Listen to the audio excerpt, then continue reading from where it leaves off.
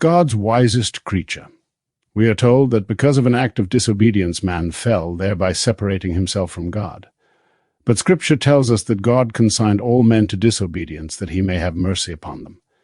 So we see the fall was a deliberate act, a plan for expansion, for greater existence, and an ultimate birth. Scholars consider the 82nd Psalm as one of the most difficult of all the Psalms to interpret, stating that although the idea may be perennial, its meaning has vanished.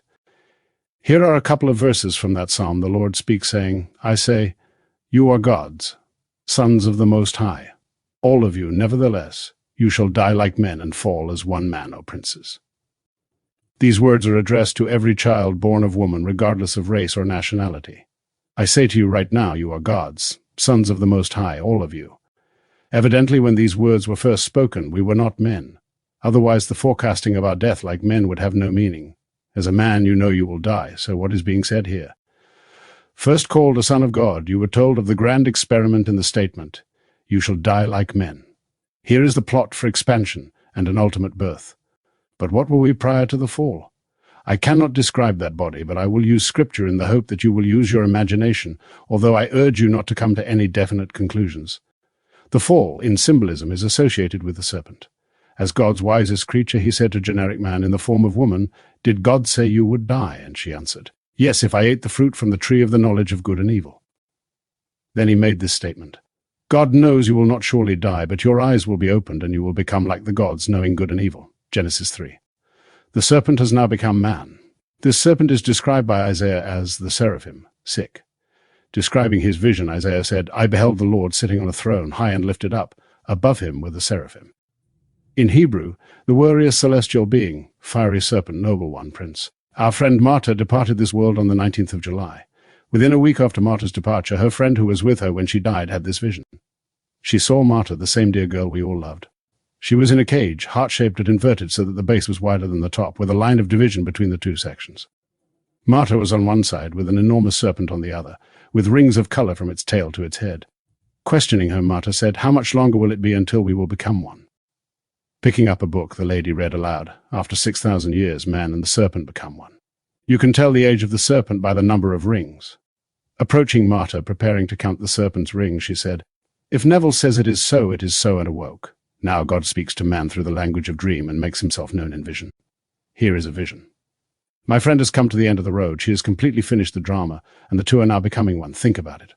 What would you get if you blended man and the serpent, a glorious fiery being which Isaiah described as having 6 wings, 2 covering the face, 2 the feet, and 2 used for propulsion? You cannot describe the heavenly being you really are, yet you are gods, sons of the Most High, O princes. One being, containing all within himself, fell into division and resurrects into unity, into a holy temple of the Lord in whom you also are built in. The act of resurrection is God's mightiest act, for he must awaken his sons, who deliberately fell into this world of decay and death. Dwell upon your true being, for although you have forgotten it, you are a son of God. You had to forget this truth in order to assume the limitations of this cross called man. But before this assumption, our one grand hope was for expansion and ultimate birth. Having fallen into division, we will return to a unity far greater than we knew prior to the descent. Without defining exactly what you look like, suppose you are now the being spoken of as the Son of God. You certainly are not a man, because you must fall into man and die like men. Knowing that no man takes your life, you lay it down yourself. You have the power to lay it down and the power to lift it up again. You agreed to take upon yourself this garment of anatomy called man, which is filled to overflowing with passion. Now, believing yourself to be human, you have emptied yourself of your power and wisdom. You cannot restrain the impulse to act, even though you were told that if you entertained one concupiscent thought, you would die. Can you now see that the drama is psychological and not physical? The moment you contemplate an act, it has been committed. Whether it is pleasant, and you may be inclined to do it physically, or you restrain the impulse to act upon that which you are contemplating, the act is already done. You have heard it said of old, you shall not commit adultery. But I say to you that any man who looks upon a woman lustfully has already committed the act with her in his heart. Here you see the whole drama put into a psychological frame. It is not good enough to restrain the impulse. You can't even have it. God consigned you to disobedience by giving you a garment of passion, and then telling you that if you entertained one concupiscent thought, you would die. There is not a thing you as man have ever done that God has seen something to be blamed in the act. And in the end, God in his infinite mercy will step beyond and arouse you. Having tasted what it is to be man in a world of death, you, a son of the Most High, will add what you have extracted from being man to God's glory. Before you fell into this world of men, you were infinitely greater than any man who ever walked the face of this earth. You have no ancestor comparable to the being you really are. Although you emptied yourself of your divine power and wisdom, it is still awaiting your return, and you will return expanded beyond the wildest dreams of what you were prior to the fall. One man, containing all men, fell into division, and all men are gathered one by one and redeemed into the unity of the one man who fell. This structure is slowly built as a holy temple of the Lord, in whom you also are built in. Let no one tell you that you did anything wrong to cause your descent. It was because God challenged himself to literally die and overcome death. This you will know to be true when you begin to stir within yourself. Then your brain will become alive, and you will awaken in the tomb of your skull, from which you will come out. Now we are told he is designated Son of God with power by his resurrection from the dead. If you read Scripture carefully, you will discover that the babe wrapped in swaddling clothes is not a birth, but a sign of the birth. And when it is said that Jesus was 12 years old, I ask you, 12 from what? Not from a little garment of flesh, but Jesus Christ is a holy supernatural being. He is the Son who fell when he wasn't man to begin with. Jesus is the someone buried in you that is you. One day he will awaken, and you will see others, but they will not see you, as you will be invisible to them.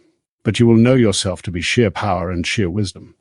So resurrection is identified with birth, for at that moment you are designated Son of God with power by your resurrection from the dead. Man is born anew through the resurrection of the Son of God, who died to give life to his little body which appears in the world. Regardless of your physical age, the moment you are called, you are resurrected to experience your ultimate birth, which was the hope before the fall of the one man who fell. Although this may seem too spiritual, I am telling you of your true background. You do not have any ancestor who is a son of God. You are. You have deliberately forgotten it for a little while, but no one here can come close to the nobility of the being you really are. You are the seraphim, a glorious flaming celestial being, the noble one. Even though our association with the serpent is one of fear, the seraphim are those who are around the throne of God. What we are dealing with here is creativity. Having eaten of the tree of good and evil, man judges, but God sees neither right nor wrong. Allowing man to do what he wills, God knows that man will be redeemed and return more glorious, more luminous than before his descent. Let no one tell you that because of your disobedience you are separated from God, for your separation was both a tragedy and a triumph. A tragedy because you fell into death, and a triumph because you will rise into life everlasting. Now every mystic sees the journey as one of 6,000 years. Blake beheld the visions of his deadly sleep of 6,000 years as dancing around his skirts like a serpent of precious stones and gold, which he knew to be himself.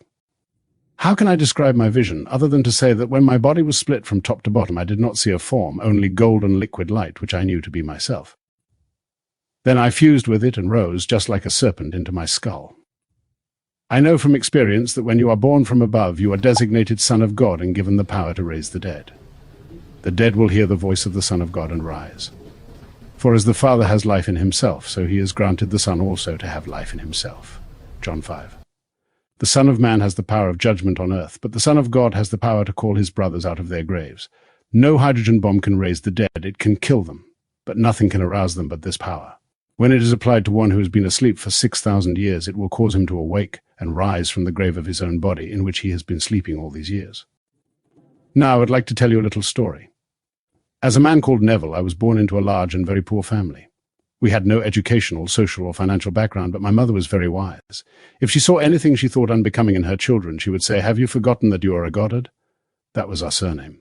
We were too young to know anything about backgrounds, but the mere fact that mother said it made us realize that we must have forgotten we were Goddards, or we would not have done what we did.